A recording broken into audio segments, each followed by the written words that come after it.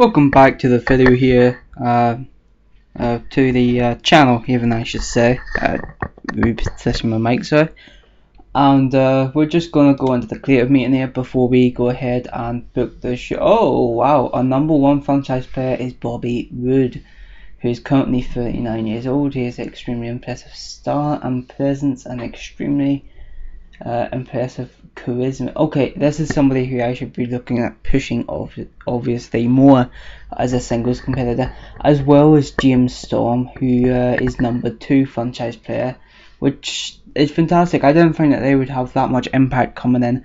I know that they have such a big following around around the world, and that they obviously, you know, both of them are fantastic workers. But I didn't actually think that in this game they would have such an impact coming in straight away to Ring of Honor. But Colt Cabana is #3 there. We have Alex Shelly at #4 and Chris Sabin. So there you go. You have my two hottest tag teams in the company right now, of, you know, all franchise players, and Colt Cabana, my champion, is also a franchise player. The next big things is Adam Cole at just 27 years of age. I actually didn't think he was that old, to be honest. But even though he has his whole career in front of him, not that 27 years is old, has his whole career in front of him, and it's already clear that there is something special about him. ACH is also a future. It's also a next big thing, but he's somebody that I haven't really pushed the way that I should be pushing him, which is probably something that I should change.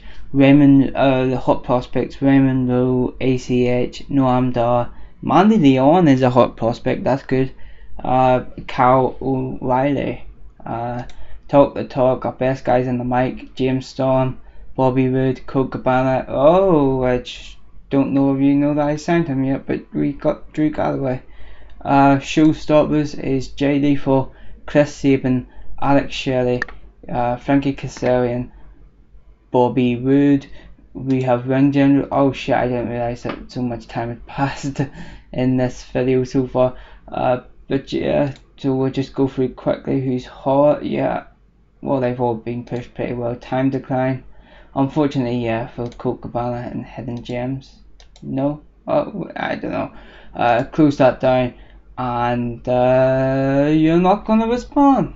Thanks very much. But yeah, I'm gonna go ahead and there we go. I'm gonna go ahead and pause now, and then we'll go and see you at the next event. Okay, so we have just taken a hard bang stance with the roster because backstage it hasn't been good. Cheerleader Melissa has walked out, and that just how much better our stance is right now. 70%, nearly a 20% increase from her just walking out. That's fantastic. That worked. So there's a lot of people who's going to have to go because of their negative influence, but that'll come in time. So let's go ahead and book the show because we're nearly 4 minutes in now.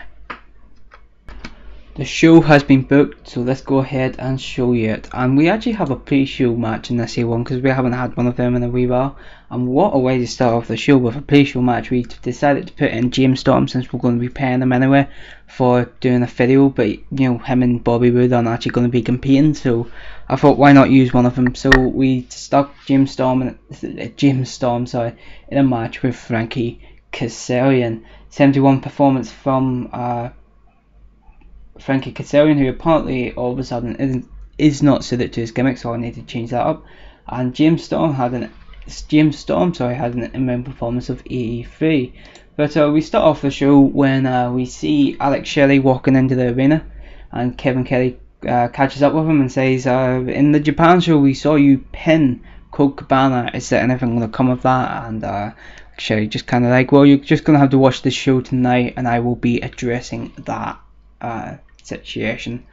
So our next segment then is Mandy Leon, who kicks off the matches for the televised show against ODB. This here is just a way to really build up Mandy Leon and try and push her as that hot prospect who she deserves to be, and ODB at this point is in the company just to put people over, really. But we go to our next segment, which is a video with Adam Cole, Matt Jackson, and Nick Jackson, that should be. Anyway, yeah, let's just pretend that Chris Sabin isn't there, and you know, they're kind of like it's of them sort of just backstage, and they're just kind of like, you know, War Machine and Chris Sabin. That kind of works out then. War Machine, Chris Sabin, you will be stepping into the ring with the Blacklisted on tonight. Prepare to be dominated. You know, something along those lines, but cooler. But we have then we have War Machine versus the Young Bucks, where it's 63 minute, not too bad. Would like that to be better, but hey, not too bad at all. 94-93 for Nick and Matt Jackson respectively. 60 and 57 for Hansen and Raymond Rowe respectively. Not bad. I forgot to say that Mandy Leon won that match, didn't I? By pinfall. I was just thinking that, I'm really sorry about that, but yeah, this here match finishes when Matt Jackson picked up the win. Since he's the one on the written deal, why not give him the wins and push him more? 8 minutes the match lasted for, just over, sorry, and it was won by pinfall by Matt Jackson whenever he pinned Raymond Rowe. So our next segment is of a video of Bobby Roode and James Storm, and we see them defeat the Young Bucks at the Japan show to become #1 contenders for the Tag Team Championships. Speaking of Tag Team Championships, we have one half of the champions, Alex Shelley, who takes on Kenny King in a match that lasts just over 11 minutes. Alex Shelley picks up the pinfall victory after he hits the shell shock 11 minutes 20 seconds into the match. 86 rated performance for Alex Shelley, and 66 rated performance for Kenny King in that 72 rated match, in case I haven't said. Then we see a angle when Alex Shelley calls out Colt Cabana. He says, you know, in Japan I pinned you fair and square, therefore in my book I am the #1 contender for the World Heavyweight Championship. And Colt Cabana hasn't answered the call, as he's not backstage, he's at home resting in Chicago.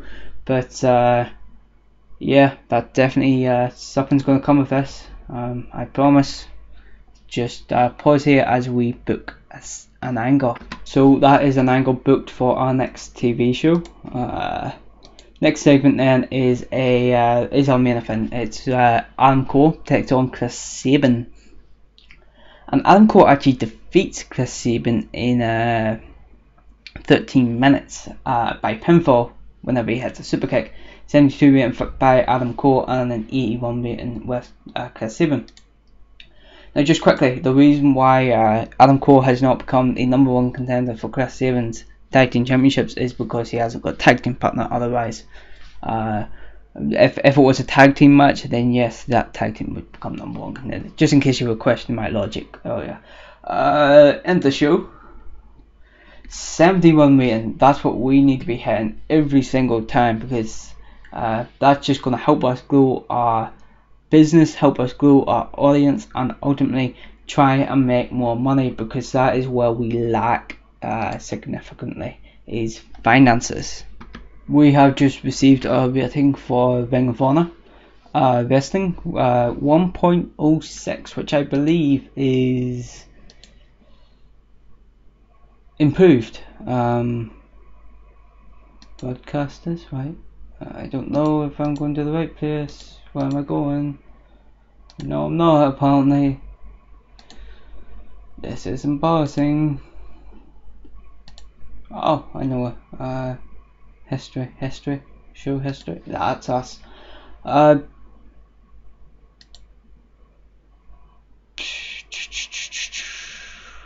Yeah, 0.79 was what we were getting. So now we have just under 800,000 people who watched that show, which is great. But